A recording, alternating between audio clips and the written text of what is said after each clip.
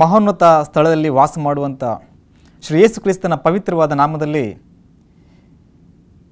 ಈ ವಾಕ್ಯವನ್ನು ಆಲಿಸಲು ಶುದ್ಧ ಮನಸ್ಸಿನಿಂದ ಸಿದ್ಧರಾಗಿರತಕ್ಕಂಥ ತಮ್ಮೆಲ್ಲರನ್ನು ವಾಕ್ಯದ ಧ್ಯಾನಕ್ಕೆ ಆಹ್ವಾನ ಮಾಡುವಂಥವನಾಗಿದ್ದೇನೆ. ಕರ್ತನಲ್ಲಿ ಪ್ರಿಯರೇ, ದೇವರ ಮಹಾನ್ ಕೃಪೆಯಿಂದ ಇಲ್ಲಿವರೆಗೆ ನಮ್ಮನ್ನು ಆತನು ಕಾಯ್ದು ಕಾಪಾಡಿ ನಡೆಸಿರತಕ್ಕಂಥ ಒಂದು ವಿಧಾನಕ್ಕಾಗಿ ತಂದೆಯಾದ ದೇವರಿಗೆ ಯೇಸು ಕ್ರಿಸ್ತನ ನಾಮದಲ್ಲಿ ಘನ ಮಾನ ಮಹಿಮೆಯು ಉಂಟಾಗಲಿ. ಸರ್ವಶಕ್ತನ ಇಹಲೋಕದ ಜೀವನ ಭಾಗ 2 ಎನ್ನುವಂಥ ಈ ಒಂದು ಸರಣಿಯ ಒಂದು ಅಧ್ಯಯನ, ಇದರಲ್ಲಿ ಬರ್ತಕ್ಕಂಥ ಅನೇಕ ಸಂದೇಶಗಳನ್ನು ನಾವು ಆಲಿಸುವಾಗ ಶುದ್ಧ ಮನಸ್ಸಿನಿಂದ ನಾವು ವಾಕ್ಯಗಳನ್ನು ಕೇಳೋಣ. ಅನೇಕ ಆಧ್ಯಾತ್ಮಿಕ ಶಕ್ತಿ ಮತ್ತು ಬಲವನ್ನು ನೀಡುವಂಥ ವಾಕ್ಯಗಳನ್ನು ನಾವು ಆಲಿಸುವಾಗ ಪ್ರಾರ್ಥನಾಪೂರ್ವಕವಾಗಿ ಒಂದು ವಾಕ್ಯಗಳನ್ನು ಕೇಳಬೇಕಾಗಿ ತಮ್ಮಲ್ಲಿ ಮಾಡುವಂಥವನಾಗಿದ್ದೇನೆ. ಇವತ್ತಿನ ವಾಕ್ಯದ ಧ್ಯಾನದ ಶಿರೋನಾಮೆಯು ದೇವಾಲಯದಲ್ಲಿ ದೇವಕುಮಾರ ಎಂಬುದಾಗಿ. ದೇವಾಲಯದಲ್ಲಿ ದೇವಕುಮಾರ. ಪ್ರತಿಯೊಬ್ಬರೂ ಸಹ ವಾಸ ಮಾಡುವುದಕ್ಕೆ ಅವರವರದೇ ಆಗಿರ್ತಕ್ಕಂಥ ವಾಸಸ್ಥಳಗಳು ಇರುವುದುಂಟು. ವಾಸ ಮಾಡುವಂಥ ನಾವುಗಳು ನಮ್ಮ ವಾಸಸ್ಥಳಗಳನ್ನು ಶುಭ್ರವಾಗಿ ಸ್ವಚ್ಛವಾಗಿ ಇಟ್ಟುಕೊಳ್ಳಬೇಕೆಂಬುದಾಗಿ ನಾವು ಬಯಸುತ್ತೇವೆ. ಯಾರೇ ಆಗಲಿ ಅವರು ವಾಸಿಸುತ್ತಿರುವಂಥ ಆ ವಾಸ ಸ್ಥಳಗಳನ್ನು ಅಶುದ್ಧವಾಗಿ ಇಟ್ಟುಕೊಳ್ಳುವುದಕ್ಕೆ ಬಯಸುವುದಿಲ್ಲ.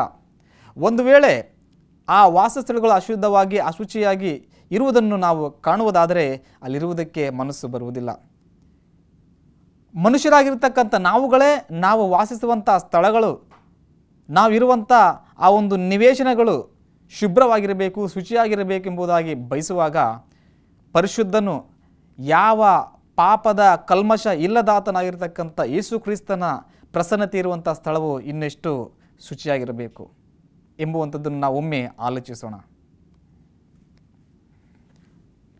ಈ ಒಂದು ಲೋಕದಲ್ಲಿ ಯೇಸು ಕ್ರಿಸ್ತನು ಇರುವಂಥ ಆ ಸಂದರ್ಭದಲ್ಲಿ ಆತನು ಆ ಒಂದು ಯೆರೂಸಲೇಮಿನಲ್ಲಿರತಕ್ಕಂಥ ದೇವಾಲಯಕ್ಕೆ ಆತನು ಹೋಗುತ್ತಾ ಇರ್ತಾನೆ. ಹೋಗಿ ಅಲ್ಲಿ ಬಂದಿರತಕ್ಕಂಥ ಅನೇಕರುಗಳಿಗೆ ಆತನು ದೇವರ ರಾಜ್ಯದ ಕುರಿತಾದಂಥ ಒಂದು ವಿಷಯಗಳನ್ನು ಆತನು ತಿಳಿಸ್ತಾ ಇರ್ತಾನೆ.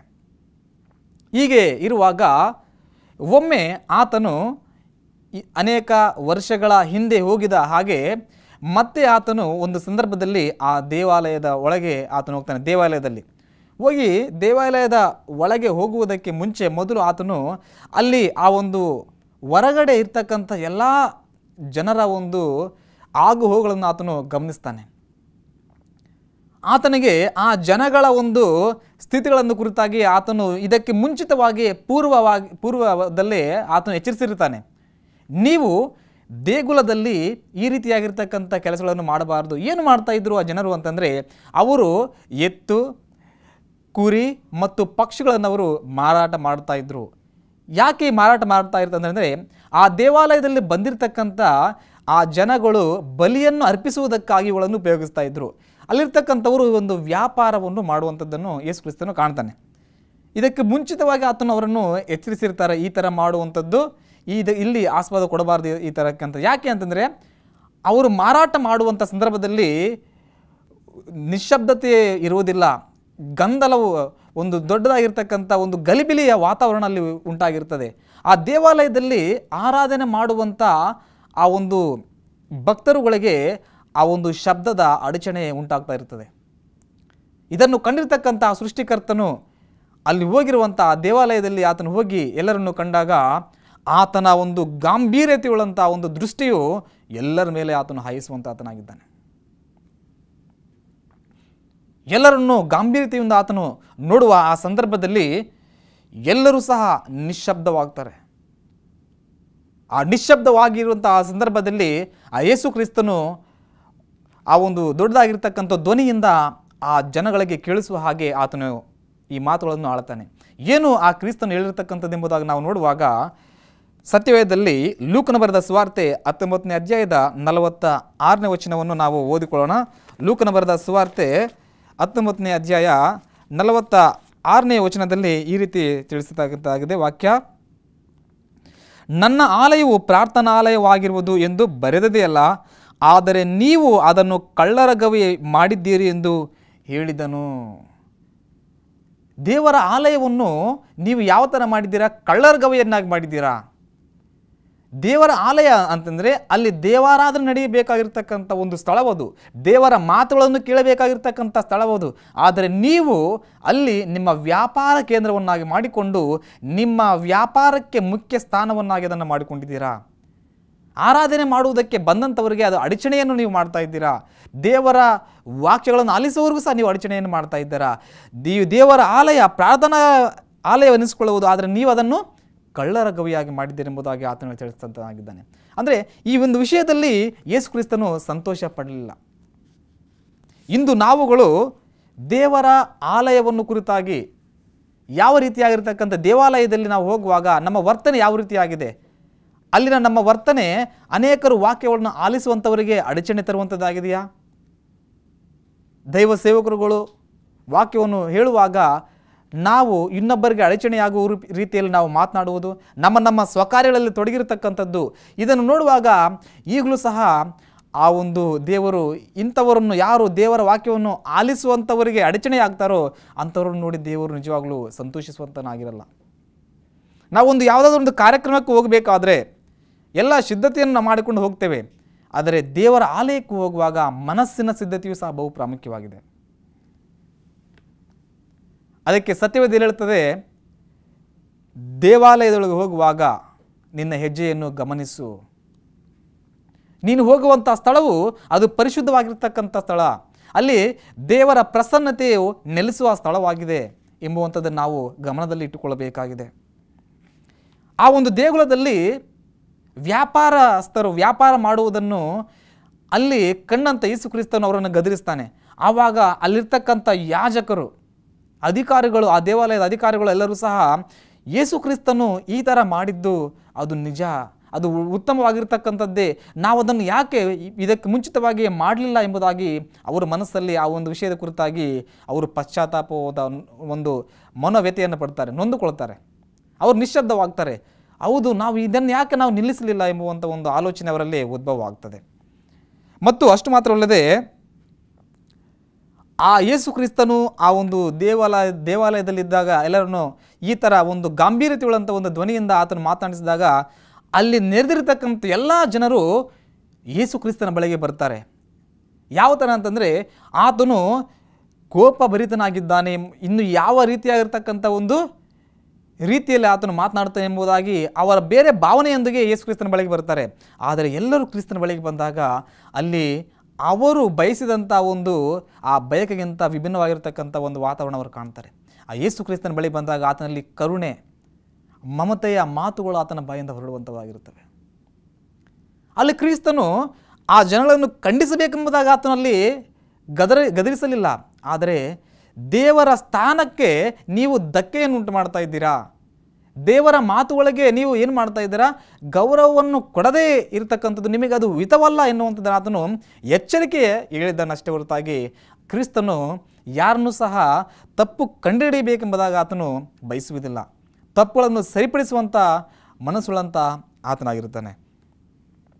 ಅಷ್ಟು ಮಾತ್ರವಲ್ಲದೆ ಆ ಕ್ರಿಸ್ತನ ಬಳಿಗೆ ಅನೇಕರು ಬಂದಾಗ ಅಲ್ಲಿ ಅನೇಕ ರೀತಿಯಾಗಿರ್ತಕ್ಕಂಥ ಅಸ್ವಸ್ಥತೆಯನ್ನು ಹೊಂದಿರತಕ್ಕಂಥವ್ರು ಬರ್ತಾರೆ. ಮಾತನಾಡದ ಅವರು ಮತ್ತು ನಡೆಯಲಾಗದವರು, ಅನೇಕ ರೀತಿಯಾಗಿರ್ತಕ್ಕಂಥ ವ್ಯಾಧಿಗಳಿಂದ ಬಾಧೆ ಪಡುತ್ತಿರತಕ್ಕಂಥವರು ಯೇಸು ಕ್ರಿಸ್ತನ ಬಳಿಗೆ ಬಂದಾಗ ಆ ಕ್ರಿಸ್ತನು ಅವರೆಲ್ಲರನ್ನೂ ಮುಟ್ಟಿ ಗುಣಪಡಿಸ್ತಾನೆ. ಗೊಂದಲಮಯವಾಗಿರ್ತಕ್ಕಂಥ ಆ ವಾತಾವರಣದಲ್ಲಿ ಯೇಸು ಕ್ರಿಸ್ತನು ತನ್ನ ಬಳಿಗೆ ಬಂದಿರತಕ್ಕಂಥವರನ್ನು ಒಂದು ಕಡೆ ಯಾರು ದೇವರ ಹಾದಿಯನ್ನು ತಪ್ಪಿ ದೇವರ ಆಜ್ಞೆಗೆ ವಿರುದ್ಧವಾಗಿ ನಡೀತಾರೋ ಅವರನ್ನು ಸರಿಪಡಿಸ್ತಾ ಇದ್ದಾನೆ.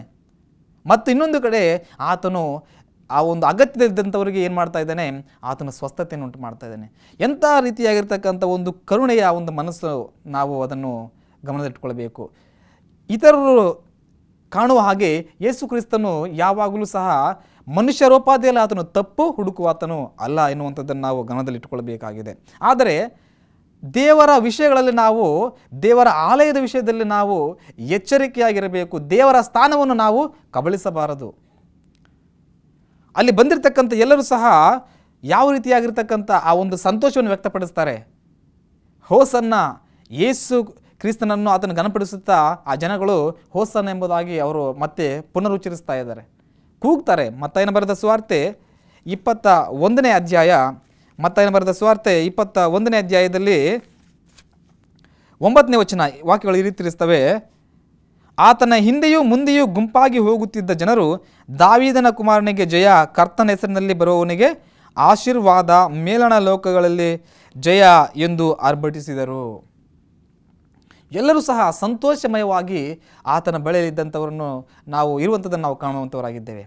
ಆತನು ಅಲ್ಲಿರ್ತಕ್ಕಂಥ ಎಲ್ಲ ಜನರ ಮನಸ್ಥಿತಿಯನ್ನು ಆತನು ಬಲ್ಲಾತನಾಗಿದ್ದ. ಯೇಸು ಕ್ರಿಸ್ತನು ಅಲ್ಲಿ ಯಾವುದೇ ರೀತಿಯಾಗಿರ್ತಕ್ಕಂಥ ಸತ್ಯವಾದ ತಿಳಿಸುವ ಹಾಗೆ ಆತನು ದೀರ್ಘಕಾಲವು ನಿತ್ಯವೂ ಕೋಪಿಸುವ ಆತನಲ್ಲ.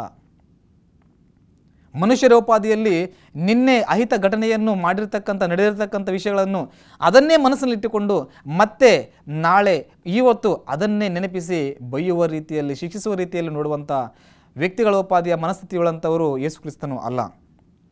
ಆತನು ಮನುಷ್ಯರ ಆಂತರ್ಯವನ್ನು ಬಲ್ಲಾತನಾಗಿದ್ದಾನೆ. ಮನುಷ್ಯರನ್ನು ಎಲ್ಲಿ ಸರಿಪಡಿಸಬೇಕು ಆತನು ತನ್ನ ಮಾತುಗಳ ಮುಖಾಂತರ, ಸತ್ಯ ಸಂದೇಶಗಳ ಮುಖಾಂತರ ಸರಿಪಡಿಸುವ ಆತನಾಗಿದ್ದಾನೆ.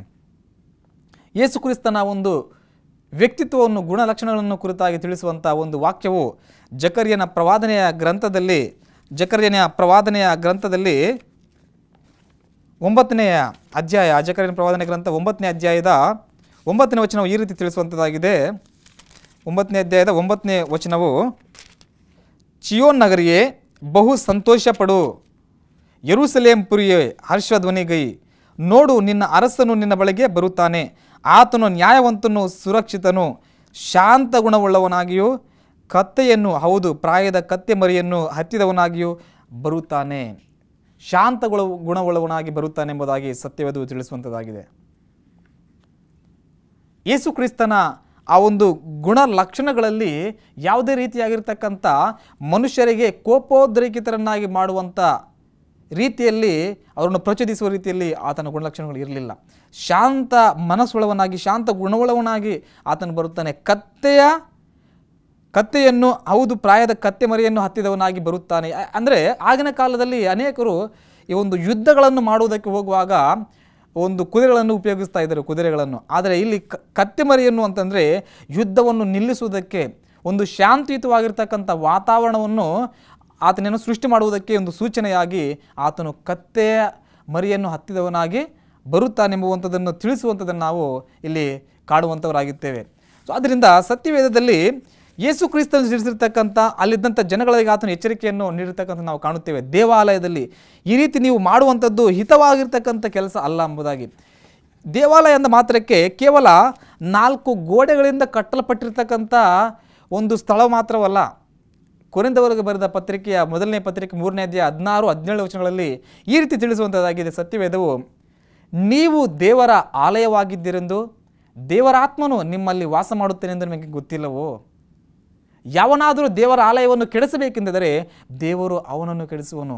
ಯಾಕಂದರೆ ಆಲಯವು ಪವಿತ್ರವಾದದ್ದು, ಆಲಯವು ನೀವೇ. ಅನೇಕರು ದೇವರ ಆಲಯವಾಗಿರ್ತಕ್ಕಂಥ ಈ ಒಂದು ದೇಹವನ್ನು ಅನೇಕ ದುಶ್ಚಟಗಳಿಗೆ ತಮ್ಮನ್ನು ಒಳಪಡಿಸುವುದರ ಮುಖಾಂತರ ಮತ್ತು ಅಹಿತವಾಗಿರ್ತಕ್ಕಂಥ ಆರೋಗ್ಯವನ್ನು ಹಾಳು ಮಾಡುವಂಥ ಒಂದು ಪದಾರ್ಥಗಳನ್ನು ಸೇವಿಸುವುದರ ಮುಖಾಂತರ ದೇವರ ಆಲಯವಾಗಿರ್ತಕ್ಕಂಥ ದೇಹವನ್ನು ಸಹ ಹಾಳು ಮಾಡ್ತಾ ಇದ್ದಾರೆ. ಯೇಸು ಕ್ರಿಸ್ತನ ಈ ಲೋಕದಲ್ಲಿರಬೇಕಂತ ಸಂದರ್ಭದಲ್ಲಿ ಆ ದೇಗುಲದಲ್ಲಿ ಗಲಿಬಿಲಿಗೆ ಕಾರಣವಾದರೂ ಅನೇಕರು ಇಂದು ಸಹ ಮನಸ್ಸಿನಲ್ಲಿ ನೆಮ್ಮದಿಯನ್ನು ಹಾಳು ಮಾಡಿಕೊಳ್ಳುವುದಕ್ಕೆ ಅನೇಕರು ಆರೋಗ್ಯವನ್ನು ಹಾಳು ಮಾಡಿಕೊಳ್ತಾ ಇದ್ದಾರೆ. ದೇವರ ಆಲಯವಾಗಿರ್ತಕ್ಕಂಥ ಈ ಒಂದು ದೇಹವನ್ನು ಅವರು ಅನೇಕ ದುಷ್ಟ ಚಟಗಳಿಗೆ ಒಳಗಾಗಿ ಅನೇಕ ಸೇವಿಸಬಾರದಂಥ ಪದಾರ್ಥಗಳನ್ನು ಸೇವಿಸಿ ದೇವರ ಆಲಯವನ್ನು ಕೆಡಿಸ್ತಾ ಇದ್ದಾರೆ. ವಾಕ್ಯದಲ್ಲಿ ಗಂಭೀರತೆಯ ಒಂದು ವಚನಗಳನ್ನು ತಿಳಿಸುವಂಥದ್ದಾಗಿದೆ. ಏನಂತಂದರೆ, ಯಾರಾದರೂ ಆ ಆಲಯವನ್ನು ಕೆಡಿಸಿದರೆ ದೇವರು ಅವರನ್ನು ಕೆಡಿಸ್ತಾನೆ. ನಾವು ನಮ್ಮ ಒಂದು ದೇಹದ ರಕ್ಷಣೆಯನ್ನು ಮಾಡಿಕೊಳ್ಳುವ ಒಂದು ಜವಾಬ್ದಾರಿಯು ದೇವರು ನಮಗೆ ವಹಿಸಿಕೊಟ್ಟಿದ್ದಾನೆ. ಅದನ್ನು ನಾವು ಕಾಪಾಡಿಕೊಳ್ಬೇಕಾಗಿರ್ತಕ್ಕಂಥದ್ದು. ಒಂದು ವೇಳೆ ಆ ಥರ ಇಲ್ಲದೆ ಆತನು ಕೊಟ್ಟಿರ್ತಕ್ಕಂಥ ಆರೋಗ್ಯವನ್ನು ನಾವು ನಮ್ಮ ಕೈಯಾರೆ ಹಾಳು ಮಾಡಿಕೊಂಡ್ರೆ ಖಂಡಿತ ಅದಕ್ಕೆ ನಾವೇ ಜವಾಬ್ದಾರರಾಗ್ತೇವೆ ಮತ್ತು ಅದಕ್ಕೆ ತಕ್ಕ ಒಂದು ಶಿಕ್ಷೆಗೂ ಸಹ ನಾವು ಪಾತ್ರರಾಗುತ್ತೇವೆ ಅನ್ನುವಂಥದ್ದನ್ನು ನಾವು ಮರೆಯಬಾರದು. ಅಲ್ಲಿ ನೆರೆದಿರುವಂಥ ಒಂದು ಜನಸಂದಣಿಯಲ್ಲಿ ಅನೇಕರು ಬಂದು, ಅಧಿಕಾರಿಗಳು ಅಲ್ಲಿರ್ತಕ್ಕಂಥ ವ್ಯಕ್ತಿಗಳು ಬಂದು ಯೇಸು ಕ್ರಿಸ್ತನ ಬಳಿಯಲ್ಲಿ ಮಾತನಾಡ್ತಾರೆ. ಮತ್ತಾಯನ ಬರೆದ ಸುವಾರ್ತೆಯಲ್ಲಿ 21ನೇ ಅಧ್ಯಾಯ 16ನೇ ವಚನದಲ್ಲಿ ನಾವು ಈ ಒಂದು ವಾಕ್ಯಗಳನ್ನು ನಾವು ನೋಡುವಂಥವರಾಗಿದ್ದೇವೆ. ಮತ್ತಾಯ 21:16ನೇ ವಚನದಲ್ಲಿ ಈ ರೀತಿ ತಿಳಿಸುವಂಥದ್ದಾಗಿದೆ. ನಾನು ಓದ್ತೇನೆ. 21:16ರಲ್ಲಿ ವಾಕ್ಯಗಳನ್ನು ಈ ರೀತಿ ತಿಳಿಸುವಂಥದ್ದು. ಇವರು ಹೇಳುವುದನ್ನು ಕೇಳುತ್ತೀಯಾ ಎಂದು ಹೇಳಲು ಯೇಸು, ಹೌದು ಕೇಳುತ್ತೇನೆ. ಸಣ್ಣ ಮಕ್ಕಳ ಬಾಯಿಂದಲೂ ಮೊಲೆ ಕೂಸುಗಳ ಬಾಯಿಂದಲೂ ಸ್ತೋತ್ರವನ್ನು ಸಿದ್ಧಿಗೆ ತಂದಿ ಎಂಬುದನ್ನು ನೀವು ಎಂದಾದರೂ ಓದಲಿಲ್ಲವೋ ಎಂಬುದಾಗಿ. ಆ ಒಂದು ದೇಗುಲದಲ್ಲಿರ್ತಕ್ಕಂಥ ನೆರೆದಿರ್ತಕ್ಕಂಥ ಅನೇಕರು ಮಕ್ಕಳು ಸಹ ಯೇಸು ಕ್ರಿಸ್ತನನ್ನು ಕೊಂಡಾಡುವಂತೆ ನಾವು ಕಾಣುತ್ತೇವೆ. ಹೋಸನ್ನ, ದಾವೀದನ ಹೆಸರಿನಲ್ಲಿ ಬರುವಂಥತನಿಗೆ ಆಶೀರ್ವಾದ, ಈ ಥರ. ಅಂದರೆ ದೇವರು ಯಾರು ಆತನ ಒಂದು ಮಾತುಗಳಿಗೆ ವಿಧೇಯತೆಯನ್ನು ತೋರಿಸುವಂಥ ಮನಸ್ಸುಳ್ಳವರಾಗಿರ್ತಾರೋ, ಅವರು ದೊಡ್ಡವರಾಗಿರಲಿ ಚಿಕ್ಕವರಾಗಿರಲಿ, ಅವರನ್ನು ತನ್ನ ನಾಮ ಮಹಿಮಾರ್ಥವಾಗಿ ಉಪಯೋಗಿಸ್ಕೊಳ್ತಾರೆ ಎನ್ನುವಂಥ ಒಂದು ವಿಷಯಗಳನ್ನು ನಾವು ಈ ಒಂದು ವಾಕ್ಯದ ಮುಖಾಂತರ ನಾವು ಗಮನದಲ್ಲಿಟ್ಟುಕೊಳ್ಬೇಕು ಮತ್ತು ಅರ್ಥ ಮಾಡಿಕೊಳ್ಬೇಕಾಗಿರ್ತಕ್ಕಂಥದ್ದು. ಮಕ್ಕಳ ಮೊಲೆ ಕೂಸುಗಳ ಮುಖಾಂತರವೂ ಸಹ ದೇವರು ತನ್ನ ನಾಮವನ್ನು ಪ್ರಸಿದ್ಧಿಪಡಿಸುವಂಥ ಆತನಾಗಿದ್ದಾನೆ. ಮತ್ತು ಇನ್ನೊಂದು ಸ್ಥಳದಲ್ಲಿ ಆತನು ಹೇಳ್ತಾನೆ, ಇವರು ಸುಮ್ಮನಿರುವುದಾದರೆ ಕಲ್ಲುಗಳು ಸಹ ಕೂಗುತ್ತವೆ ಎಂಬುದಾಗಿ. ದೇವರು ತನ್ನ ಒಂದು ಸ್ವಾರ್ಥೆಯ ಒಂದು ಪ್ರಕಟಿಸುವಂಥ ಒಂದು ಕಾರ್ಯವನ್ನು ಯಾರಾದರೂ ನಿರಾಕರಿಸಿದರೆ, ದೇವರು ಅನೇಕರಿಗೆ ಎಲ್ಲ ರೀತಿಯಾಗಿರ್ತಕ್ಕಂಥ ತಲಾಂತಗಳನ್ನು ಕೊಟ್ಟಿರ್ತಾರೆ. ತಲಾಂತಿಲ್ಲದಂಥವರು ಯಾರೂ ಇಲ್ಲ. ಅದು ದೇವರ ಒಂದು ಸೃಷ್ಟಿ. ಪ್ರತಿಯೊಬ್ಬರೂ ಸಹ ಮನುಷ್ಯರು ದೇವರು ಕೊಟ್ಟಿರ್ತಕ್ಕಂಥ ಬಹುಮಾನ. ಆದರೆ ಕೊಟ್ಟಂಥ ತಲಾಂತುಗಳನ್ನು ದೇವರ ನಾಮಕ್ಕೆ ಉಪಯೋಗಿಸದೆ ಅವರ ಸ್ವಾರ್ಥಕ್ಕಾಗಿ ಮತ್ತು ಈ ಲೋಕದ ಕೆಲಸಗಳಿಗಾಗಿ ಅವರು ಉಪಯೋಗಿಸಿಕೊಳ್ಳುವುದಾದರೆ ಖಂಡಿತ ಅವರನ್ನು ದೇವರು ತೊರೆದು ಬಿಟ್ಟು ಇನ್ನೊಬ್ಬರನ್ನು, ಇವರು ಗಣನೆಗೆ ಬಾರದವರು, ಇವರು ಉಪಯೋಗಕ್ಕೆ ಬಾರದವರು ಎಂಬುದಾಗಿ ಸಮಾಜವು ಯಾರನ್ನು ಹೀಯಾಳಿಸ್ತಿರುತ್ತದೋ ಅವರು ನಿಜವಾಗಲೂ ದೇವರಿಗೆ ವಿಧೇಯತೆ ಉಳ್ಳಂಥವರಾಗಿದ್ದಾರೆ. ಖಂಡಿತ ಅವರನ್ನು ದೇವರ ನಾಮಕ್ಕಾಗಿ, ನಾಮ ಮಹಿಮಾರ್ಥವಾಗಿ ಆತನು ಅದ್ಭುತವಾಗಿ ಉಪಯೋಗಿಸಿಕೊಳ್ಳುವುದಕ್ಕೆ ಆತನು ಶಕ್ತಿಯುಳ್ಳಂಥ ದೇವರಾಗಿದ್ದಾನೆ. ಆ ದೇವಾಲಯದಲ್ಲಿ ಇರ್ತಕ್ಕಂಥ ಜನಗಳ ಒಂದು ಮನಸ್ಥಿತಿ ಹೇಗಿತ್ತು? ಅವರಿದ್ದದ್ದು ದೇವಾಲಯದಲ್ಲಿ, ಆದರೆ ದೇವಾಲಯದಲ್ಲಿ ಮಾಡಬೇಕಾದ ಕೆಲಸಗಳಿಗೆ ಪ್ರಾಮುಖ್ಯತೆಯನ್ನು ಕೊಡ್ತಿರಲಿಲ್ಲ. ಅವರ ವ್ಯಾಪಾರಕ್ಕೆ ಪ್ರಾಧಾನ್ಯತೆಯನ್ನು ಕೊಡ್ತಾ ಇದ್ದರು. ಇವತ್ತು ನಾವುಗಳು ದೇವರ ಹೆಸರನ್ನು ಹೇಳಿಕೊಂಡು, ಹೆಸರು ಮಾತ್ರ ದೇವರ ಹೆಸರನ್ನು ಹೇಳಿಕೊಂಡು ನಮ್ಮ ಸ್ವಾರ್ಥಗಳಿಗಾಗಿ ಮಾತ್ರ ನಾವು ಜೀವಿಸ್ತಾ ಇದ್ದೇವಾ? ಅಥವಾ ನಮ್ಮ ಸ್ವಾರ್ಥಕ್ಕಾಗಿ ಮಾತ್ರ ನನಗೆ ಏನು ಅನಿಸುತ್ತದೋ ಅದನ್ನು ನಾನು ನನ್ನ ದೇಹದಿಂದ ಮಾಡುತ್ತೇನೆ, ನನಗೇನು ಅನಿಸುತ್ತದೋ ಅದನ್ನು ನನ್ನ ದೇಹಕ್ಕೆ ನಾನು ಧರಿಸಿಕೊಳ್ಳುತ್ತೇನೆ, ನಾನು ಸೇವಿಸ್ತೇನೆ, ಅದು ಏನೇ ಆಗಲಿ ಎಂಬುವಂಥ ಒಂದು ಮನಸ್ಥಿತಿ ಇರುವುದಾದರೆ ಖಂಡಿತ ನಾವು ನಮ್ಮನ್ನು ಸೃಷ್ಟಿ ಮಾಡಿರ್ತಕ್ಕಂಥ ಸೃಷ್ಟಿಕರ್ತನ ಒಂದು ಮಾತುಗಳನ್ನು ಆಲಿಸುತ್ತಿದ್ದಿಲ್ಲವೇನೋ ಎನ್ನುವಂಥ ಎಲ್ಲೋ ಒಂದು ರೀತಿಯಾಗಿರ್ತಕ್ಕಂಥ ಪ್ರಶ್ನೆ ನಮ್ಮಲ್ಲಿ ಉದ್ಭವವಾಗುತ್ತಿರುತ್ತದೆ, ಆಗಲೇಬೇಕಾಗಿದೆ. ಕ್ರಿಸ್ತನು ಅಂದು ಅವರನ್ನು ಎಚ್ಚರಿಸಿದ ಹಾಗೆ ಇವತ್ತು ವಾಕ್ಯದ ಮುಖಾಂತರ ನಮ್ಮೆಲ್ಲರೊಂದಿಗೆ ಆತನು ಮಾತನಾಡ್ತಾ ಇದ್ದಾನೆ. ನೀವು ಈ ಒಂದು ದೇವಾಲಯವನ್ನು ಏನು ಮಾಡ್ತಾ ಇದ್ದೀರಾ? ಕಳ್ಳರ ಗುಹೆಯನ್ನಾಗಿ ಮಾಡ್ತಾ ಇದ್ದೀರಾ. ಕಳ್ಳರ ಗುಹೆಯನ್ನಾಗಿ ಮಾಡ್ತಾ ಇದ್ದೀರಾ. ಕಳ್ಳರ ಗುಹೆ ಯಾವ ರೀತಿ ಇರ್ತದೆ? ಅಲ್ಲಿ ಈ ರೀತಿ ಯಾವುದೇ ರೀತಿಯಾಗಿರ್ತಕ್ಕಂಥ ಒಂದು ವ್ಯವಸ್ಥಿತವಾಗಿರ್ತಕ್ಕಂಥ ಒಂದು ವಾತಾವರಣ ಅಲ್ಲಿರಲ್ಲ. ಕಳ್ಳರು ಎಂಬುದಾದರೆ ಅಲ್ಲಿ ಒಂದು ಭಯ ತುಂಬಿರ್ತಕ್ಕಂಥ ಒಂದು ವಾತಾವರಣವು ಇರುವಂಥದ್ದಾಗಿದೆ. ಅಷ್ಟು ಮಾತ್ರವಲ್ಲದೆ ಅಲ್ಲಿ ಪರಿಶುದ್ಧತೆ ಮತ್ತು ಪರಿಶುಭ್ರತೆಗೆ ಅಲ್ಲಿ ಸ್ಥಳವು ಇರುವುದಿಲ್ಲ. ಮತ್ತು ಅಲ್ಲಿ ಯಾವುದೇ ರೀತಿಯಾಗಿರ್ತಕ್ಕಂಥ ದೇವರ ಪ್ರಸನ್ನತೆ ಇರುವುದಕ್ಕೆ ಆಸ್ಪದ ಇರುವುದಿಲ್ಲ. ಸತ್ಯವೇದದಲ್ಲಿ ತಿಳಿಸುವಂಥ ಒಂದು ವಿಷಯಗಳು, ಕದಿಯಬಾರದು, ಕಳ್ಳತನ ಮಾಡಬಾರದು, ಅದು ಆಜ್ಞೆಗೆ ವಿರುದ್ಧವಾಗಿರ್ತಕ್ಕಂಥ ಒಂದು ವಿಷಯ. ನೀವು ಕಳ್ಳರ ಗುಹೆಯನ್ನಾಗಿ ಮಾಡ್ತಾ ಇದ್ದೀರಾ ಅಂತಂದರೆ ದೇವರ ಪ್ರಸನ್ನತೆಯೇ ಇರದಂಥ ಸ್ಥಳಗಳಲ್ಲಿ ಯಾವ ರೀತಿ ಇರ್ತದೋ ಆ ಥರ ದೇವರ ಆಲಯವನ್ನು ನೀವು ಮಾಡ್ತಾ ಇದ್ದೀರಾ. ದೇವರ ಆಲಯ, ದೇಗುಲ ದೇವರ ಪ್ರಸನ್ನತೆಯನ್ನು ಹೊಂದಿರತಕ್ಕಂಥ ಒಂದು ಸ್ಥಳವಾಗಿದೆ. ಅಲ್ಲಿ ಯಾವ ಕಾರ್ಯಗಳನ್ನು ಮಾಡಬೇಕಾಗಿದೆಯೋ ಅವುಗಳನ್ನೇ ಮಾಡಬೇಕಾಗಿದೆ. ಅವುಗಳನ್ನು ಹೊರತುಪಡಿಸೋದಕ್ಕೆ ವಿರುದ್ಧವಾಗಿರ್ತಕ್ಕಂಥ ಕೆಲಸಗಳನ್ನು ಮಾಡುವಾಗ ದೇವರ ಕೋಪಕ್ಕೆ ನಾವು ಕಾರಣೀಭೂತರಾಗ್ತೇವೆ ಅನ್ನುವಂಥದ್ದನ್ನು ನೀವು ತಿಳಿದುಕೊಳ್ಳಬೇಕೆಂಬುದಾಗಿ ಕ್ರಿಸ್ತನು ಎಚ್ಚರಿಸ್ತಾ ಇದ್ದಾನೆ. ಅಷ್ಟು ಮಾತ್ರವಲ್ಲದೆ ಯೇಸು ಕ್ರಿಸ್ತನ ಆ ಒಂದು ಸತ್ಯ ಸುವಾರ್ತೆಯನ್ನು ತಿಳಿಸಬೇಕಾಗಿರ್ತಕ್ಕಂಥ ಅಂದಿನ ಜನರು, ಅಂದರೆ ಅಧಿಕಾರಿಗಳು ಮತ್ತು ಯಾಜಕ ವರ್ಗದವರು, ಅವರು ಆ ಕಾರ್ಯದಲ್ಲಿ ನಿರತರಾಗದೆ ಏನು ಮಾಡ್ತಾರೆ? ತಮ್ಮ ಸ್ವಕಾರ್ಯಗಳಲ್ಲಿ ಅವರು ತೊಡಗಿಕೊಂಡಿರ್ತಾರೆ. ಇಂದು ಅನೇಕರು ಒಂದು ವೇಳೆ ಯೇಸು ಕ್ರಿಸ್ತನ ಸತ್ಯ ಸುವಾರ್ತೆಯನ್ನು ತಲುಪಿಸುವಂಥ ಅನೇಕರಿಗೆ ತಿಳಿಸಬೇಕಾದ ಜವಾಬ್ದಾರಿಯನ್ನು ದೇವರು ನಮಗೆ ಕೊಟ್ಟಿದ್ದಾರೆ. ಅದನ್ನು ಹೊರತುಪಡಿಸಿ ನಮ್ಮ ಸ್ವಕಾರ್ಯಗಳ ನಿಮಿತ್ತವಾಗಿ ನಾವು ಹೆಸರಿಗೆ ಮಾತ್ರ ಆತನ ಸ್ವಾರ್ಥ ಸೇವೆಯ ಮಾಡುತ್ತಿದ್ದೇವೆ, ದೇವರ ಮಕ್ಕಳೆಂಬುದಾಗಿ ನಾವು ಹೇಳಿಕೊಳ್ಳುವುದಾದರೆ ಖಂಡಿತ ನಾವು ಸಹ ಆ ಕ್ರಿಸ್ತನನ್ನು ನಿರಾಕರಿಸುತ್ತಿದ್ದೇವೆ ಎನ್ನುವಂಥದ್ದೇ ಇದಕ್ಕೆ ಅರ್ಥವನ್ನು ನೀಡುವಂಥದ್ದಾಗಿರುತ್ತದೆ. ಆ ಒಂದು ಅಧಿಕಾರಿಗಳು, ಯಾಜಕರು ಕ್ರಿಸ್ತನನ್ನು ನಿರಾಕರಿಸಿದು. ಅದಕ್ಕೆ ದೇವರು ಮಕ್ಕಳ ಮುಖಾಂತರ ಆತನ ನಾಮ ಪ್ರಚುರಪಡಿಸುವುದಕ್ಕೆ ಮಕ್ಕಳನ್ನು ದೇವರು ಆರಿಸಿಕೊಳ್ಳುತ್ತಾರೆ. ಇವತ್ತು ನಮಗೆ ಕೊಟ್ಟಿರ್ತಕ್ಕಂಥ ಜವಾಬ್ದಾರಿಕೆಯನ್ನು ನಾವು ನಿಷ್ಠೆಯಿಂದ ಮಾಡದೆ ದೇವರಿಗೆ ಕೊಡಬೇಕಾದಂಥ ಒಂದು ಗೌರವವನ್ನು ನಾವು ಕೊಡದೇ ಇದ್ದಾಗ ನಾವು ಸಹ ಆ ಒಂದು ಜವಾಬ್ದಾರಿಕೆಯನ್ನು ನೆರವೇರಿಸ್ತಿದ್ದಾಗ ಆ ಸ್ಥಾನವು ನಮ್ಮಿಂದ ತೆಗೆದುಹಾಕಲ್ಪಡ್ತದೆ. ದೇವದೂತರಿಗೂ ಆಗಿದ್ದು ಅದೇ ಲೂಸಿಫರ್ನಿಗೆ. ಸತ್ಯವೇದ ಹೇಳುತ್ತದೆ ಪ್ರಕಟಣೆಯ ಗ್ರಂಥದಲ್ಲಿ 12ನೇ ಅಧ್ಯಾಯದಲ್ಲಿ ಆ ಲೂಸಿಫರ್ನಿಗೆ ಪರಲೋಕದಲ್ಲಿ ಸ್ಥಾನವು ತಪ್ಪಿ ಹೋಯಿತು. ಯಾಕೆ?